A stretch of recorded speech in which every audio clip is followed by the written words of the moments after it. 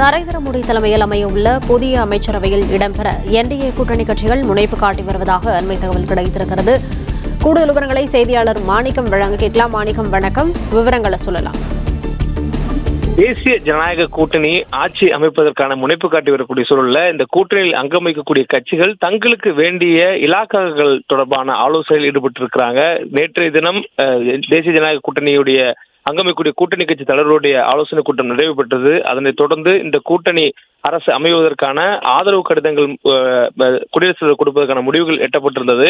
அதனைத் தொடர்ந்து தற்பொழுது எந்தெந்த துறைகளுக்கு எந்தெந்த கூட்டணி கட்சிகள் ஒதுக்க வேண்டும் என்ற ஒரு பேச்சுவார்த்தையானது நடைபெற்று வருகிறது. இந்த பேச்சுவார்த்தையில தற்பொழுது 2 கேபினெட் அமைச்சர்கள் மற்றும் 2 இணை அமைச்சர்களை ஐக்கிய ஜனதா தளமும் தெலுங்கு தேசம் கட்சியும் கேட்பதாக ஒரு தகவலானது வெளியாகி இருக்கிறது. குறிப்பாக பிரதமர் நரேந்திர மோடி தலைமையில் அமையுள்ள இந்த 3வது அரசில் இடம்பெறக்கூடிய தேசிய ஜனநாயக கூட்டணி கட்சிகளுக்கும் அந்தந்த இலாக்காக்கள் அவர்கள் வேண்டிய இலாக்காக்கள் கொடுக்கப்படும் என்ற ஒரு உத்தரவாதம் கொடுக்கப்பட்டிருப்பதாகவும், அதே வேளையில உள்துறை, நிதித்துறை, ரயில்வே, வெளியுறவுத்துறை, சட்டம், ஐடி, பாதுகாப்புத்துறை ஆகியவற்றை பாஜக நிச்சயம் மற்றவர்களுக்கு வழங்காது தாமே வைத்துக் கொள்ளும் என்ற ஒரு விவரங்களை வெளியிட்டிருப்பதாகவும், அதே வேளையில மற்ற துறைகள் கூட்டணி கட்சிகள் வேண்டுமாயின் அவர்கள் அதற்கான விருப்பத்தை தெரிவிக்கலாம் என்ற ஒரு தகவலும் நேற்றைய தினம் கூட்டத்தில் ஆலோசிக்கப்பட்டதாகவும் சொல்லப்படுகிறது. அதன் அடிப்படையில தான் நேற்றைய தினம் தெலுங்கு தேச கட்சியினுடைய தலைவர் சந்திரபாபு நாயுடு அவர்கள் பாஜகவினுடைய மூத்த தலைவராக பியூஷ் கோயலை சந்தித்து எந்தெந்த துறைகள் வேண்டும் என்ற ஒரு கோரிக்கை சம்பந்தமாக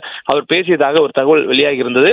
இந்த சூழல்ல வீட்டு வசதித்துறை, நகர் மேம்பாடு ஆகிய துறைகள் தங்கள் ஒதுக்க வேண்டும் என சந்திரபாபு நாயுடு கேட்டதாக ஒரு தகவலானது சொல்லப்பட்டிருக்கிறது. அதேபோன்று இந்த கூட்டணியில் இடம்பெற்றிருக்கக்கூடிய மதசார்பற்ற ஜனதா தளம் கட்சியினரும் தங்களுக்கு ஒரு அமைச்சரவை வழங்க வேண்டும் என்ற ஒரு கோரிக்கையை வைத்திருப்பதாக சொல்லப்படுகிறது. குறிப்பாக விவசாயத்துறையை ஐக்கிய மதசார்பற்ற ஜனதாதளம் வேண்டும் என்ற ஒரு கோரிக்கையை வைத்திருப்பதாகவும், அதேபோன்று ஐக்கிய ஜனதாதளம் கட்சியை சார்ந்த நிதிஷ்குமார், பீகார் மாநிலத்துடைய முதலமைச்சர் நிதிஷ்குமார் அவர்கள் 2 அமைச்சர்கள் 2 இணை அமைச்சர்கள் வேண்டும் என்ற ஒரு வேண்டுகோளை என்டிஏ கூட்டணிக்கு வைத்திருப்பதாகவும் சொல்லப்படுகிறது. இந்த தேசிய ஜனநாயக கூட்டணியில் இந்தந்த துறைகள் என்ற பேச்சுவார்த்தை இருக்கக்கூடிய சூழல்ல பாஜக கையம் வசம் வைத்திருக்கக்கூடிய ரயில்வே துறையை ஐக்கிய ஜனதாதளம் இந்த கூட்டணியில் கேட்டு பெறுவதாகவும் தகவல் சொல்லப்பட்டிருக்கிறது.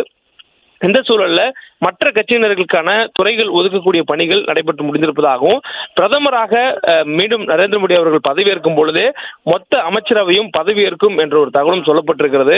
தற்பொழுது ஆதரவு கடிதங்கள் பெறப்பட்டிருக்கூடிய சூழலில் நாளைய தினம் பாஜகவினுடைய எம்பிகள் கூட்டம் டெல்லியில் நடைபெறுகிறது. அதே போன்று பாஜக கூட்டணியில் இருக்கக்கூடிய கட்சிகளுடைய எம்பிகள் கூட்டமும் நாளைய தினம் நடைபெறும் எனவும், அந்த கூட்டத்தினை தொடர்ந்து அதுக்கு அடுத்த நாளே உடனடியாக பதவியேற்பு விழாவும் நடத்தப்படும் என்ற ஒரு தகவல் சொல்லப்பட்டிருக்கிறது.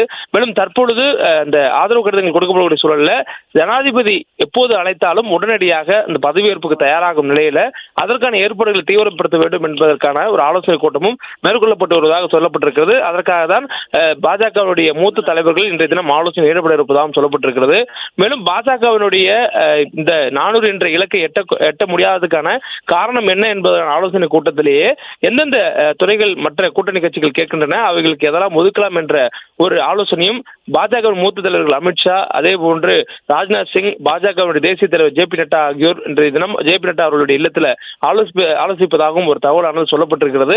தொடர்ந்து இந்த ஆலோசனைக்கு பிறகு கூட்டணி கட்சியினர் கேட்கக்கூடிய தொகுதிகள் அவர்களுக்கு ஒதுக்கப்படும் எனவும், ஒதுக்க முடியும் ஒரே இலாக்காவை 2 கூட்டணி கட்சிகள் கேட்கும் பட்சத்தில் அவர்களுக்கு மாற்றி வழங்குவதற்கான ஆலோசனை கூட்டம் மீண்டும் நடைபெறும் என்ற ஒரு தகவலும் சொல்லப்பட்டிருக்கிறது. மேலும் இதுல முக்கியமான ஒரு அம்சமாக தேசிய ஜனநாயக கூட்டணியில் அங்கம் வைக்கக்கூடிய தெலுங்கு தேச கட்சியும் ஐக்கிய ஜனதா கட்சியும் அந்த பீகார் மாநிலத்துக்கும் ஆந்திர மாநிலத்துக்கும் சிறப்பு அந்தஸ்து வேண்டும் என்ற ஒரு கோரிக்கையை வலியுறுத்தியிருக்கிறார்கள். புதிய அமைச்சரவை அமைந்து அரசு வந்ததுக்கு பிறகாக அந்த கோரிக்கைகள் நிறைவேற்றப்படும் என்ற ஒரு உத்தரவாதம் பாஜக தரப்புல 2 கட்சிகளும் கொடுக்கப்பட்டிருப்பதாகவும் ஒரு தகவலானது சொல்லப்பட்டிருக்கிறது. இந்த சூழலில் கூட்டணி அரசு அமைவது உறுதியாகி இருக்கிறது. எந்தெந்த இலாக்கா என்பது இன்றைய தினமே முடிவு செய்யப்பட்டுவிடும் என்ற ஒரு தகவலும் சொல்லப்பட்டிருக்கின்றன.